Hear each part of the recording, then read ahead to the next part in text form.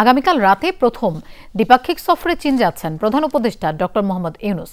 চীনা president Xi Jinping এর সাথে বৈঠকে তিস্তা সহ নদী ব্যবস্থাপনা নিয়ে আলোচনা হতে পারে।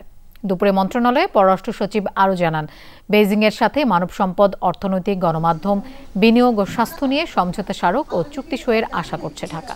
চীন থেকে ফিরে বিমস্টেক শীর্ষ সম্মেলনে যোগ দিতে ৩ এপ্রিল ব্যাংকক যাবেন প্রধান উপদেষ্টা। এবারের সম্মেলনে সভাপতির দায়িত্ব গ্রহণ করবে বাংলাদেশ। সে সময় সাইডলাইনে ভারতীয় প্রধানমন্ত্রী নরেন্দ্র মোদীর সাথে বৈঠকের সম্ভাবনা থাকলেও তা এখনো চূড়ান্ত হয়নি, এমনটা জানিয়েছেন সরকারের শীর্ষ কূটনীতিক জসিমউদ্দিন। চীনের প্রেসিডেন্টের সাথে যে বৈঠকটি হবে এটি একেবারে যেটাকে বলে এজেন্ডা ড্রিভেন নয়, শীর্ষ নেতৃত্ব তাদের পছন্দ অনুযায়ী বিষয় নির্বাচন করবেন। তবে আমাদের দিক থেকে এবং চীনের দিক থেকে আগ্রহ আছে ওয়াটার ম্যানেজমেন্ট বিষয়টা নিয়ে কথা বলার জন্য, এবং সেই ওয়াটার ম্যানেজমেন্টের বিষয়ের আওতায় তিস্তা প্রকল্প নিয়ে কথার একটা সুযোগ আছে।